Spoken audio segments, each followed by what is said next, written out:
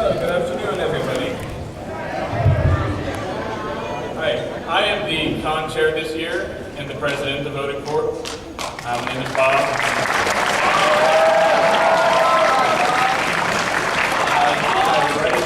He's Omar Jenkins. He is one of my two vice con chairs. Also the head of our publications section.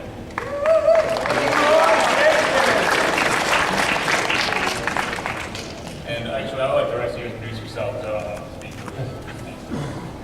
Hello everyone, my name is Scott Argenziano. I'm the section chief of programming this year.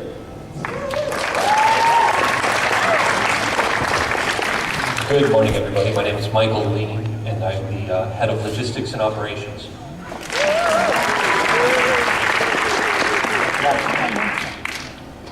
My name is Jeff Lee. I'm chief of relations this year. And the gentleman on the end is Boutran. He's just documenting and taking notes. Just a fair warning, these proceeds are being recorded accordingly, just so you know. So we will review it, and because we are, for the most part, in a daze. So, thank you. Well, I have a couple announcements, but I'm going to save those for the end of this. So, sorry, you got to stick around and feedback to us. So anybody who has questions, we'll start with that first. There are two microphones in the middle here. Jim is going to show you where. You can go to either side. We're actually just going to alternate back and forth, so just come to whatever's closest to you. Let them know your age. We're going to try and keep it short because this always runs out of time. So keep it to one question at a time if you can. If you have another question, just get to the back of the line real quick, and maybe we'll get to you the second time around. So I guess we'll start with this side first. Okay, my name's John Miller, been coming since 1999, I think. My question this year is regarding the animated music videos. It's just a question, basically. Why is the comedy and rhythm beat always one shorter than all the other sections? It seems, I don't know if you get more submissions there, but it seems to be the one that everyone's like looking forward to. It's a little weird that it's one shorter for those two sections. Is there anyone from AMVs here to field the question? If you want to come up, I will be calling out to see if one of us can't answer the question. We'll call out to see if there's someone from the organization who can actually answer the question. Since no one can. We don't have all the answers. I have all the answers. Okay, so basically, what you see is just like the top 2 hours. We got 9, so we had to watch all the videos first. And the way the finalists are decided are based on average score usually. So if there's a dearth of good comedy videos, they won't make the final cut. So the comedy videos that we got that you're not seeing, we're probably don't see what the final cut is. Okay, fair enough. Thank you. And that was Victor Baruta, the AV department head. My name is Eric Stamer. I was just wondering if there would be a way in the future to avoid the somewhat messy situations we had with fan paneling this year. Because I know there are a number of panelists who are really on the edge about not coming back to Otakon in the future because they were not very happy with the way the paneling was handled this year. And especially with the anime parliament session that ended up getting cut off halfway through and then re-brought back in a total mix-up that resulted in lots of people running back and forth in the hallway trying to get all the attendees to come back. Okay. I can answer that there. Yeah, we were aware of that. There was unfortunately sort of a last-minute scheduling snaffer, you can say, and we needed to contact Anime Parliament to let them know that that was actually entirely our fault. We do apologize for that. And so just in general, the paneling processes were a bit messier this year than years past. Is there a way to essentially clean that up so it's a more clear and straightforward process? Sure. Do you have other specific? Off the top of my head, not right now. I'll probably sit there for a private conversation. Sure. It's okay. Thank you.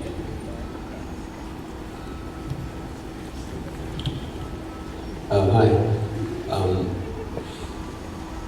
It's turned on. It was a great year here this year. We liked everything. It's always good. A lot of good videos. I was a little bit curious about something, the timing of some really popular things like Full Metal Alchemist. I think that was resolved with like Trigun disappearance and Full Metal all being spaced out differently and all at different showings. So that took care of people that couldn't see it the first time because it was really hectic. My main concern was really with the autographs. The only bad thing about this whole year was that, especially with Johnny Bosch, of course he was going to be a big hit, everyone knew that. But basically what happened is, I got there at 10:30 in the morning. I waited till 2, and at 1, they all told us to go behind the corner. Well, somewhat 100 people didn't pay attention, and they were just allowed to stay there in line. So the rest of the 200 people behind me didn't get to go. And stuff happens, but it'd just be great if you could put a word out to the staffers to enforce the rules, to everyone instead of just trying to avoid conflict, because no one likes conflict. It's easier to just let things slide. But because of that sliding, some 200 people didn't get to see Johnny Bosch. So, just saying. Was this for autographs or was this for a panel? That was for the first autograph session. Okay.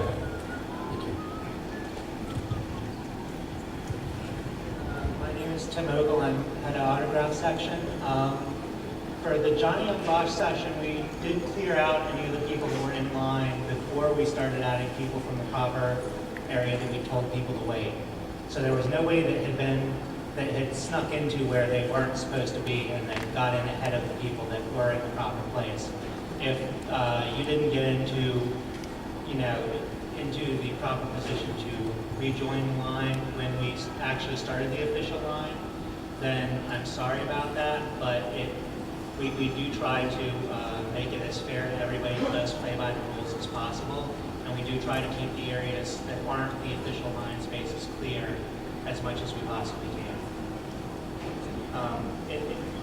Just a general rule, when in doubt, always come up to one of the autograph staffers that is near the 350 area and ask what is expected to get into line at the earliest opportunity, because a lot of these are really, a lot of people want to get in and see them, and we do try to be as fair as possible about that.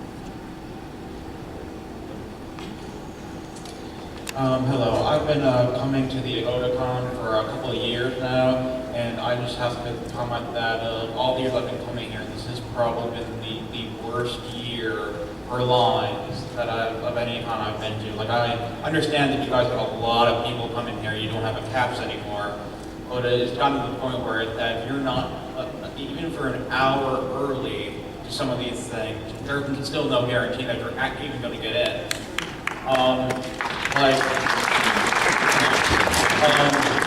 I've talked to some other people, and apparently some of the things that the other cons do is that if you pay a little bit extra, there are things called VIP passes, like Captain-Con, that you can get bypass the line. Just to step, I'm just going to interrupt you right there. We have been, and we will never charge extra for membership. All are the same, that includes us, and as well, we are members, you are members, we actually pay the staff. At the end of the day, if we want to be we have honorary memberships and everything else, there is one membership rate that applies to all of us. Okay. That will never change. All right. One more thing though was I really wanted to go see Trigun this time around. That was the big thing I came here to see. So I got the line an hour and a half beforehand. An hour and a half beforehand. And when they were seeing us in, the people who got there the earliest got the worst seats in the house. And they stuck us in the seats where basically you have to break your neck to actually see the screen. And I just felt that was kind of unfair, the way they were setting the things up.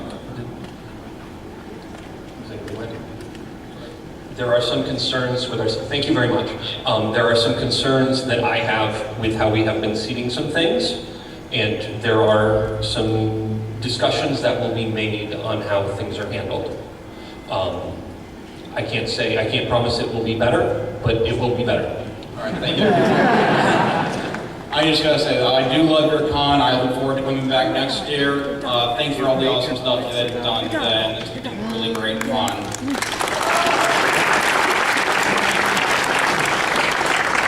Bring back cosplay burlesque next year. There'll always be one flat rate, but that rate will go up. This is my first year, and I hope the only one that I will ever need handicap access. Your volunteer staff was wonderful. They were superior. They did everything they could to smooth my way and help me out. That said, the professional staff that belong to the convention center, the security people, a lot of them were rude, and two were downright vicious. One of the elevators broke, necessitated having to go out the end door, and I thought one lady was going to break my other ankle before she would let me through.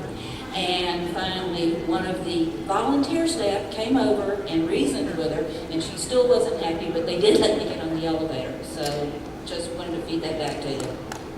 Thanks. One of the accessibility badge stickers, and they wouldn't accept that for you? Okay, that's something That's a concern we'll have to address. We told them that that should be sufficient, so something. Sorry about that. Yeah, well, we will be addressing that. We have several issues. That's all. Hi. Okay, next. I'm Samantha Kowalski. I've been coming to Otakon since 1999. I just wanted to real quick say that there was a great selection of anime this year, but lots of anime nowadays, especially the newer stuff, is its aspect ratio 16:9, and yet they were still being played in 4:3, which meant that everything was all squished and too tall. Being played in the proper aspect ratio would be beneficial to the audience, because then you don't have the stuff hanging down over half of the screen and subtitles being blocked by people's heads in front of the subtitles. So I would like to hope that next year anything that's 16:9 can be displayed in the proper aspect ratio. Just to address that, the cost of switching to 16:9 would cost everybody about $15 more a batch to do every room. Yeah, I speak as a professional. It would cost more than I feel is feasible to pass on to our attendees. So the DVD player can't... It's not the DVD. There's a whole signal chain that needs to be modified and changed in order to accomplish that. We accomplish it in halt or video, whatever, 5 next door, but that room is incredibly more expensive than every other room we run in. It serves a purpose. I can look into it and we can try to do more, but we can't do every room in 16:9. Well, a simple solution would actually be to just hook up a computer instead of a DVD or Blu-ray player and just have it display in... There's many solutions that we can exploit. It's finding one that will operate and function properly within the equipment that we have available to us. Oh, just